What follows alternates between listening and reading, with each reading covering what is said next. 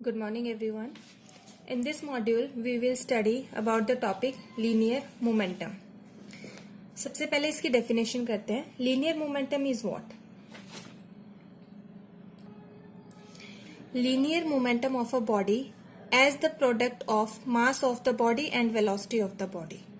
Means जो linear momentum होता है ना उसको हम डिनोट करते हैं पी से. Linear momentum of a body is denoted by P is equal to M V. Here M is representing mass of the body, v is representing velocity of the body and p is the linear momentum of the body. So this is the simplest definition which you have to write during your exams, that what is linear momentum. It is product means multiplication of mass and velocity of the body. तो ये जो total impact होता है ये इसमें जो main terms होती हैं वो मास होता है या वेलोसिटी होता है. So we can write it as linear momentum is equal to mass into velocity, means product of mass and velocity. Okay, if v is equal to 0, if we put v is equal to 0, then किसी का भी multiplication में अगर 0 होता है then the quantity will be 0. If v is 0 then we say that p is also 0. It means what? When the object is at rest, जब कोई भी ऑब्जेक्ट रेस्ट की पोजीशन में है तो उसका लीनियर मोमेंटम भी 0 ही होगा. मास कभी भी किसी क्वांटिटी का 0 नहीं होता है. So we will not take m is equal to 0 here. Okay, linear momentum जो होता है एक वेक्टर क्वांटिटीज होती है because it depends upon magnitude as well as direction. v is what? Velocity. Velocity depends on magnitude and direction. Velocity is a vector quantity. तो जब एक scalar quantity और वेक्टर क्वांटिटी का जो प्रोडक्ट होता है वो हमेशा वेक्टर ही होता है. सो p means linear momentum is also a vector quantity. Okay, so linear momentum is a vector quantity that is possessing both the magnitude as well as direction. What is its unit? Its unit is kilogram meter per second. We can derive this unit from this formula also. What is the SI unit of mass? Kilogram. What is the SI unit of velocity? Meter per second. So linear momentum की unit हो गई kilogram meter per second. This is all about in written form. Now we will try to understand this by an example. Linear momentum हमने दिखाया P is equal to mv. V हमारे पास vector quantity है and P is also a vector quantity. So linear momentum is a vector quantity. Okay. इसमें दो चीजें हैं, मास, velocity. अगर इसकी वैल्यू ज्यादा होगी, इन दोनों के प्रोडक्ट की वैल्यू ज्यादा होगी तो लीनियर मोमेंटम भी क्या होगा? ज्यादा होगा. हमारे पास क्या है? एक वॉल है. ये हमारे पास क्या है? एक वॉल है. इस वॉल के ऊपर कोई भी छोटा सा ऑब्जेक्ट है. सपोज इसका वेट है 1 किलोग्राम.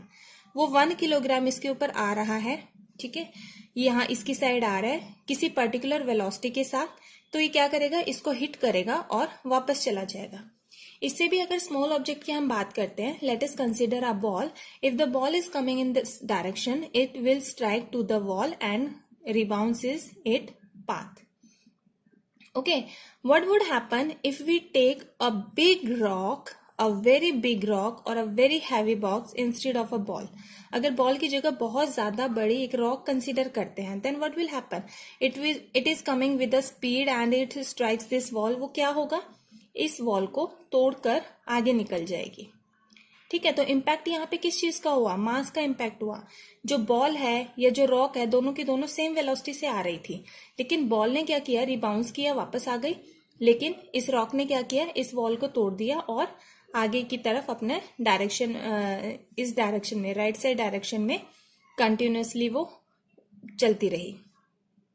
ठीक है, तो अब हम एक और एग्जाम्पल कंसिडर करते हैं. Suppose we are taking a bullet जो गन से निकलती है.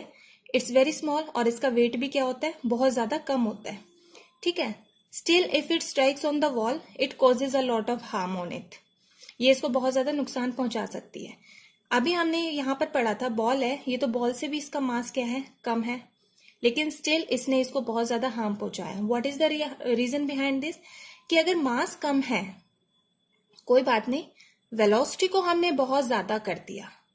वेलोसिटी को हमने बहुत ज्यादा कर दिया तो इन दोनों का जो प्रोडक्ट था ये भी क्या हुआ? बहुत ज्यादा हो गया. ठीक है, इन दोनों का प्रोडक्ट भी बहुत ज्यादा हो गया। तो जो मेन चीज है वो इन दोनों का प्रोडक्ट होना चाहिए। यहाँ पर मास बहुत ज्यादा था, स्पीड बेशक कंपैरिजन में, बुलेट के कंपैरिजन में कम थी, but still it causes a lot of harm. अगर मास और वेलोसिटी दोनों कम है, mass and velocity both are less, then the linear momentum will also be less.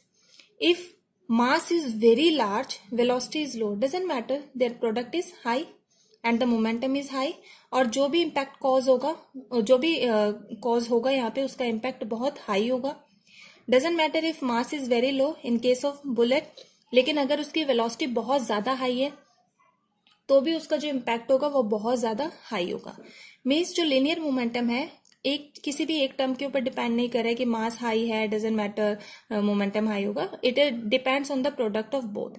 अगर मास एंड वेलोसिटी दोनों ही बहुत ज्यादा हाई हैं तो लीनियर मोमेंटम भी बहुत ज्यादा हाई होगा। I hope you all have understood this topic.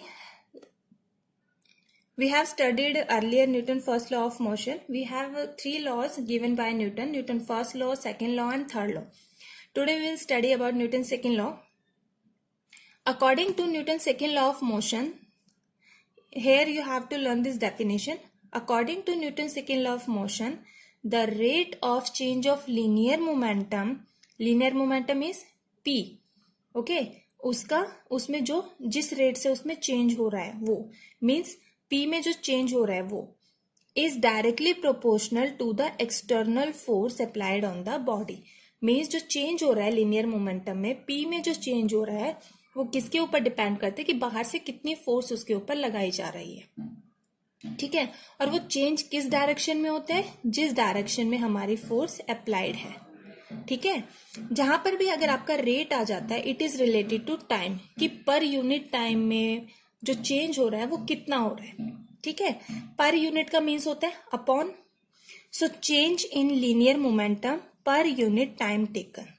ठीक है, तो जो चेंज इन लीनियर मोमेंटम है पर यूनिट टाइम टेकन, इसको कंबाइनली हम बोलते हैं rate of change of linear momentum. अगर किसी भी क्वांटिटी में जो चेंज हो रहा है उसके अपॉन में टाइम आ जाता है तो हम उस क्वांटिटी का नाम लेके बोल देते हैं rate of change of this quantity. तो यहाँ पे क्वांटिटी है लीनियर मोमेंटम, अपॉन में टाइम आ रहा है तो इसको हम बोलेंगे rate of change of linear momentum of a body is directly proportional. ये जो साइन है ये डायरेक्टली प्रोपोर्शनल का साइन होता है, is directly proportional to force applied. आपके पास दो चीजें होती हैं, डायरेक्टली प्रोपोर्शनल का मतलब होता है कि जैसे जैसे लीनियर मोमेंटम बढ़ रहा है फोर्स मींस फोर्स अप्लाइड भी वहां पर ज्यादा ही होगी। जितनी ज्यादा हम फोर्स अप्लाई करेंगे उतना ज्यादा लीनियर मोमेंटम में चेंज होगा, जितनी कम फोर्स अप्लाई करेंगे उतना ही कम लीनियर मोमेंटम में चेंज होगा। मींस उतना ही जो उसका इम्पैक्ट है, हार्मफुल या यूजफुल जो भी इम्पैक्ट है वो ज्यादा फोर्स की वजह से ज्यादा होगा, कम फोर्स की वजह से कम होगा। Now we will move towards its mathematical formulation. देखिए, when we are talking about linear momentum में हमारे पास होता है P is equal to M is equal to V, मतलब कोई ना कोई वेलोसिटी। और क्योंकि उसमें क्या हो रहा है, चेंज हो रहा है तो वेलोसिटी में चेंज के लिए सबसे पहले इनिशियल वेलोसिटी भी होगी और फाइनल भी होगी, तभी हम उसको कह पाएंगे कि यहाँ पर चेंज है। तो इसमें जो मेन टर्म्स कंसिडर हो रही हैं, M is what? Mass. U is initial velocity. Okay. Let me take it from here. M is equal to mass of a body. U is equal to initial velocity. F is equal to external force, क्योंकि हमने पढ़ा है कि जो change in linear momentum है उसमें force भी आ रहा है, तो F हमने कंसिडर की एक्सटर्नल फोर्स। टाइम भी आ रहा है, टाइम को हमने डिनोट किया T से, और क्योंकि चेंज हो रहा है तो इनिशियल वेलोसिटी में कुछ ना कुछ चेंज होकर हमारी फाइनल वेलोसिटी आएगी, तो V हमने ले ली फाइनल वेलोसिटी। और जो भी हम चेंज कंसीडर कर रहे हैं that is we are considering along a straight line only, क्योंकि स्ट्रेट लाइन में किसी भी चेंज को मेजर करना या कंसीडर करना इजी रहता है। ठीक है, तो हमारी जो लीनियर मोमेंटम होता है, लीनियर मोमेंटम हमारा होता है P is equal to mv। अब यहाँ पर हमने दो लीनियर मोमेंटम कंसिडर किए हैं, इनिशियल एंड फाइनल, क्योंकि हम चेंज देख रहे हैं तो कुछ ना कुछ इनिशियल होगा, कुछ ना कुछ फाइनल होगा। इनिशियल को हमने डिनोट कर दिया P1 से, फाइनल को हमने डिनोट कर दिया P2 से। ठीक है, P is equal to M V होता है, बट ये हमारा इनिशियल है तो हमने इनिशियल वेलोसिटी u ले ली, और यहाँ पर क्योंकि हमारा फाइनल लीनियर मोमेंटम है तो हमने इसको v से डिनोट कर दिया. So what we have now, P1 is equal to mu and P2 is equal to mv. Now change in linear momentum, obviously change क्या होता है, फाइनल माइनस इनिशियल. तो फाइनल जो हो गया that is P2 minus P1. P2 की value है हमारे पास mv माइनस mu. इसमें से m हम कॉमन ले लेंगे, v माइनस u आ गया. Let we revise it again. जो हमारे पास इनिशियल लीनियर मोमेंटम है उसको डिनोट कर दिया P1 से, फाइनल को डिनोट कर दिया P2 से. हमारे पास P होता है मास इनटू वेलोसिटी. इनिशियल है तो इनिशियल वेलोसिटी ही कंसीडर करेंगे. इनिशियल वेलोसिटी हमारे पास u है और P2 फाइनल है तो फाइनल वेलोसिटी v है. इन दोनों में चेंज होगा, ठीक है. चेंज होगा तो क्या होता है, फाइनल माइनस इनिशियल. तो फाइनल हमारे पास क्या है, P2 है, इनिशियल P1 है. P2 की वैल्यू है mv माइनस P1 की वैल्यू है mu. m हमने कॉमन ले लिया तो बचा क्या, v माइनस u. ठीक है. अभी हमें निकालना क्या है, rate of change of linear momentum. Linear momentum हम क्या कर रहे हैं, जो हमने लीनियर मोमेंटम की डेफिनेशन पढ़ी थी कि rate of change of linear momentum, ठीक है, वो किसके डायरेक्टली प्रोपोर्शनल होता है, फोर्स के. तो ये हम मैथमेटिकल ड्राइव कर रहे हैं. तो हमारे डेफिनेशन क्या थी, rate of change of linear momentum किसके बराबर थी, मतलब इसको हम क्या लिख सकते हैं, change in linear momentum upon में टाइम टेकन. ड्यूरिंग डेफिनेशन मैंने आपको बताया था कि रेट का मीन्स टाइम से रिलेटेड होता है कि पर यूनिट टाइम में लीनियर मोमेंटम में कितना चेंज हो रहा है. तो लीनियर मोमेंटम में पर यूनिट टाइम में कितना चेंज हो रहा है, तो इसको हम इस तरीके से लिख सकते हैं. ठीक है. तो change in linear momentum, change in linear momentum ये है final minus initial. Change in linear momentum यहां लिख दिया. टाइम टेकन, तो टाइम टेकन हमने कितना लिया था, t लिया था. देखिए time for which the force is applied, वो हमने कितना कंसीडर किया था, t कंसीडर किया था. ठीक है. तो ये हमारे पास आ गई इक्वेशन 1. बट जो v minus U upon T है वो हमारे पास क्या होता है, एक्सेलरेशन. आप लोगों ने चैप्टर मोशन में पढ़ा था.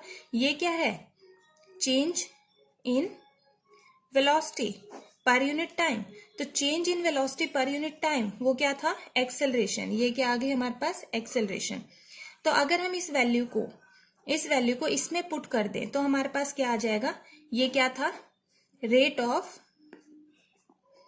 Change of linear momentum is equal to m और v minus U upon T की जगह हम पुट कर देते हैं a. तो ठीक है. तो ये हमारे पास क्या आ गया, rate of change of linear momentum is equal to ma. अब डेफिनेशन से देखते हैं कि rate of change of linear momentum किसके डायरेक्टली प्रोपोर्शनल था, फोर्स अप्लाइड के. फोर्स अप्लाइड के डायरेक्टली प्रोपोर्शनल था. तो rate of change of linear momentum क्या आया, ये मींस F किससे डायरेक्टली प्रोपोर्शनल हो जाएगा, ma से. ये जो डायरेक्टली प्रोपोर्शनल का साइन होता है ना, इसको हम हटाकर क्या करते हैं, डायरेक्टली प्रोपोर्शनल का साइन हमारा हटकर या तो एक इक्वल टू आता है और साथ में कोई भी कांस्टेंट आता है. ठीक है. तो जिसने भी इसको डिराइव किया था, जो भी किसी भी क्वांटिटी को ड्राइव करता है, जब वो डायरेक्टली प्रोपोर्शनल का साइन हटाता है तो वो इक्वल टू का साइन लगाता है और अपना कोई ना कोई कांस्टेंट देता है. अब न्यूटन ने यहाँ पर क्या कांस्टेंट दिया, F. डायरेक्टली प्रोपोर्शनल का साइन हटाकर इक्वल टू का साइन लगाया और उन्होंने कांस्टेंट ऑफ प्रोपोर्शनलिटी दिया K.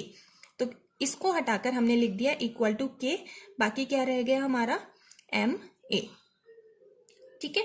देन हम कोई ना कोई वैल्यू कंसीडर करते हैं कि अगर हमारी फोर्स कितने, मास जो है वो हमारा 1 है, ए हमारा एक्सेलरेशन भी 1 के हिसाब से चेंज हो रहा है, यूनिट एक्सेलरेशन है, फोर्स भी यूनिट न्यूटन है. ठीक है.